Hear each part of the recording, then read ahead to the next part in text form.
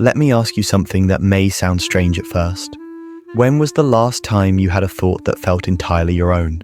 Not influenced by the news cycle, not borrowed from social media, not shaped by what your friends, your culture, or your favorite creators said. I mean a thought so raw, so untouched, that it felt like it rose from the deepest part of you. If you're struggling to remember, you're not alone. Because we live in a world where true individuality is quietly slipping away, replaced by something else. Something that feels safe, comforting, and even noble on the surface, but has a darker cost underneath. We call it modern collectivism, and whether we realize it or not, it is reshaping how we think, how we act, and even how we define ourselves.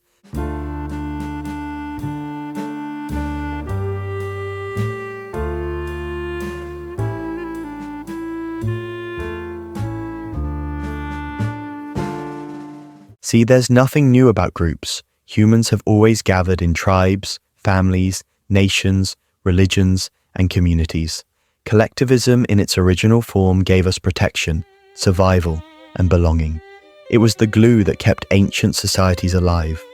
But what happens when the glue that binds us starts to harden into cement, locking us into shapes we never chose? What happens when the price of belonging becomes the slow death of our own independent thought? That's the hidden tension of modern collectivism, and it's one of the greatest psychological battles of our time.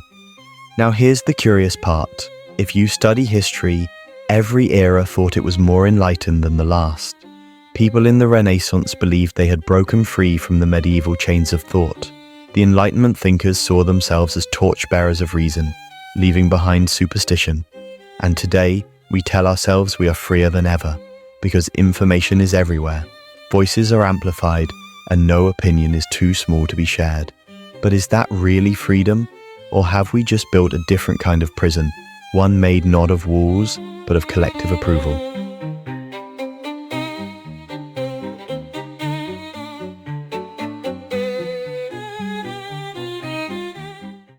Think about how we live online. Scroll through your feed, and what do you see? A stream of collective identities, collective opinions, collective judgments. One group says, this is the right way to think. Another group insists, no, this is the truth. And the algorithms, invisible but powerful, push us deeper into whichever crowd we've already chosen. Over time, we stop asking, what do I actually believe? And start asking, what will get me accepted? What will protect me from criticism? What will signal that I belong? Slowly, silently, the individual voice inside us begins to fade. Here's the psychological twist. Belonging feels good. Neuroscience even shows us why. When we feel accepted by a group, our brain releases dopamine and oxytocin, the very same chemicals tied to safety and love. And when we're excluded, the brain processes it almost like physical pain. In other words, our biology is wired to push us toward conformity. But evolution didn't prepare us for a digital world where the group is no longer a few dozen villagers. It's millions of voices shouting at once, demanding allegiance. The pressure to conform isn't just local anymore. It's global, relentless, and inescapable. And this is where something strange begins to happen. We stop thinking in sentences and we start thinking in slogans. We replace ideas with hashtags. We trade deep reasoning for quick alignment. We say the same words others are saying, not because we fully understand them, but because silence feels too risky. And in this way, modern collectivism doesn't announce itself with force.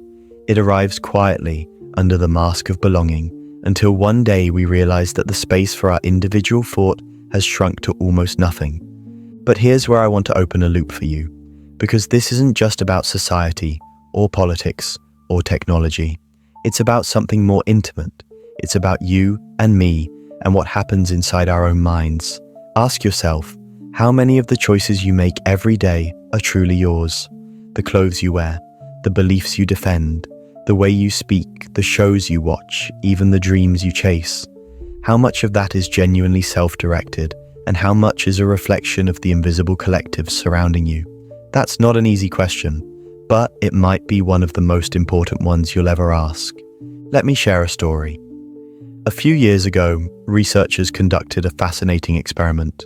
They brought people into a room and showed them a series of simple visual tests, things like comparing the lengths of lines. The catch was that everyone in the room, except one participant, was an actor. The actors had been instructed to deliberately give the wrong answers with full confidence. What happened? Over and over again, the lone participant would abandon their own correct perception and agree with the group's wrong answer. Even when their eyes told them otherwise, the need to conform overpowered their individual judgment. This experiment, known as the Ash conformity study, reveals something unsettling. We are far more likely to betray our own minds than we think. And in today's world of digital collectives, that experiment is no longer confined to a lab. It's our daily reality. Now you might be wondering, isn't collectivism also a force for good? Doesn't it create unity, social progress, and shared identity? Absolutely. Collective action has brought us revolutions, civil rights, scientific collaboration, and global awareness. Without collective thinking, humanity would never have left the caves. But here's the paradox. The same force that gives us strength can also strip us of individuality if left unchecked. Modern collectivism thrives not just on unity, but on uniformity. It thrives when differences shrink, when voices merge into one chorus, and when questioning the chorus feels like betrayal. And here's something I want you to hold on to. Once a society reaches that point, creativity suffers, because creativity is, by definition, the act of seeing differently. When individual thought dies, innovation slows. History has shown this too. Some of the most oppressive periods in history were also some of the least creative, because questioning the collective was punished. On the other hand, some of humanity's greatest leaps, in art, science, and philosophy, came from individuals daring to think against the collective grain. So when we trade individuality for safety, we may not only lose our own voice, we may lose the future itself. But let me pull you even deeper into this thought. Imagine a society where everyone thinks in the same way, speaks in the same language of approval, and avoids the same taboos. It sounds harmonious at first. No conflict, no division, just unity. But unity without individuality isn't harmony. It's silence, and silence has a cost. Silence means no new questions, no radical ideas, no uncomfortable truths, and without those we stagnate. Yet here's the great irony of modern collectivism. Even as it silences individual thought, it sells itself as liberation. It tells us, join us, and you will be free from isolation. Agree with us, and you will be part of something greater. And in a way, that's true, but it's a freedom that comes with a trade-off. The freedom of belonging at the cost of the freedom of thinking. I want you to picture this for a moment. A child drawing on a blank piece of paper. No rules, no judgment, just raw imagination spilling out as colors and shapes.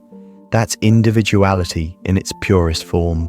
But as the child grows, the paper slowly fills with lines drawn by others. Teachers, peers, social norms, digital collectives. Stay inside the lines, they say. Color this way, think this way, speak this way, and soon the blank canvas is gone. The child is still drawing, but the picture no longer belongs to them. It belongs to the collective. And the tragedy is, most of us never even notice when our canvas disappears. But there's hope hidden in this, because individuality, though suppressed, never fully dies. It waits, it whispers. Sometimes in a quiet late-night thought, sometimes in a disagreement you feel but don't voice. Sometimes in a dream you can't explain. That's the inner self, still alive beneath the collective noise, asking for space. The real question is, will you listen? Or will you let the noise drown it out? In a way, modern collectivism challenges us to wake up, to stop mistaking borrowed beliefs for original ones, to stop confusing group approval with self-worth, to stop equating noise with truth. Because the death of individual thought isn't an event, it's a process, a slow erosion, and the only way to stop it is to consciously reclaim our own mind, piece by piece. And that brings us back to where we started. When was the last time you had a thought that felt entirely your own? Maybe you can't remember, maybe you've never asked. But if you take anything from this reflection, let it be this. Individuality isn't something given to you by society. It's something you protect within yourself, day after day, against the quiet but powerful pull of the collective. So what does it actually mean to reclaim your own thought? It doesn't mean rejecting every group or isolating yourself from others. It doesn't mean becoming a contrarian for the sake of it. It means learning to pause, to breathe, and to ask, do I truly believe this? Or am I just echoing the collective voice? That simple question, asked often enough, becomes a compass. It guides you back to yourself. But let me warn you, individuality is not the easiest path. It is quieter, lonelier at times, and far less rewarded. When you follow the crowd, the applause comes quickly. When you step aside, silence greets you first. And yet, history whispers a truth here. The silence of individuality is often the birthplace of greatness. Think of the scientists who challenged common knowledge, the artists who broke away from convention, the philosophers who questioned the unquestionable. They were not cheered at first, they were doubted, mocked, resisted, but their courage to think differently is what pushed humanity forward. Here's another curiosity loop for you. Have you noticed how the most innovative ideas in your own life often arrive when you are alone? Not scrolling, not reacting, not absorbing the noise of others, but alone, in stillness. That's because true originality rarely survives in the crowd. It needs space, solitude, and the willingness to hear a voice that may not be echoed by anyone else. And yet, in our hyper-connected world, solitude has become rare, almost feared. We fill every gap with noise, but perhaps the very gaps we avoid are the ones where our individual thought is waiting to surface. Now let's step back and look at the larger picture. Collectivism is not inherently an enemy. It's not a villain hiding in the shadows. It is simply a force, like fire. Fire can warm a home or burn it down. Collectivism can unite us for progress or reduce us to echoes of each other. The difference lies in balance. When collective identity supports individuality, society flourishes. But when collective identity replaces individuality, society begins to suffocate. And right now, we're closer to suffocation than we realize. The numbers tell a story too. Studies in psychology have found that social conformity has risen sharply in the digital age. One survey showed that a majority of people admit to self-censoring online, not because they changed their beliefs, but because they feared disapproval. Another found that exposure to group consensus actually alters memory, meaning people will literally misremember facts to align with the crowd. Think about that. The collective isn't just shaping our opinions, it's reshaping our memories, our very sense of reality. If that doesn't alarm us, it should. But here's the twist. The same digital world that amplifies collectivism also gives us tools for individuality. Never before in history has one voice, one unique perspective, had the chance to reach millions. Never before could an idea born in solitude ripple across the world overnight. The internet is both the amplifier of the crowd and the megaphone of the individual, which means the death of thought is not inevitable. It is a choice, a daily, conscious choice. And that brings us to the heart of this journey. What do we do with our individuality once we reclaim it? Do we guard it selfishly, holding it apart from the collective? Or do we bring it forward, offering it as a spark within the group? Because the truth is, society needs both. The collective gives us strength. The individual gives us direction. One without the other is incomplete. Let me share one final image with you. Imagine a choir of 1,000 voices singing the same note. It's powerful but flat, unchanging. Now imagine a single violin entering, playing a melody that cuts through the sameness. Suddenly the music transforms. The choir does not disappear. It becomes richer because of the violin. That's individuality within collectivism. Not erased, not silenced, but present, distinct, and essential. And here's where the emotional truth arrives. The death of individual thought doesn't happen when the crowd grows louder. It happens when we stop trusting that our own voice matters. It happens when we believe the lie that the collective is everything and the self is nothing. But the self is not nothing. The self is the seed from which every idea, every invention, every revolution begins. Protecting it is not an act of rebellion. It is an act of responsibility. So tonight, when you put down your phone, when the noise of the world grows quiet, I want you to try something. Ask yourself one question. What is one thought I've been carrying that is truly mine? Not borrowed, not echoed, not performed, just yours. Maybe it will be small, like an idea for a poem. Maybe it will be big, like a vision for your future. Whatever it is, write it down. Hold on to it.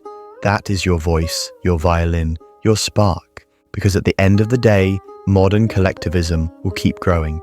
The crowd will always be there, shouting, demanding, absorbing. But so will you. And the most powerful thing you can do in a world that wants you to echo is to speak, to think, to remain distinct, to remember that while collectivism can guide us, only individuality can save us. And maybe that's the real paradox. The collective tells us that belonging is everything, but true belonging only happens when you bring your authentic self to the table. Without individuality, there is no real collective, just a hollow imitation. With individuality, the collective becomes alive, vibrant, human. So don't let your voice be swallowed. Don't let your thought dissolve into the noise. The world doesn't need more echoes. It needs originals. It needs you.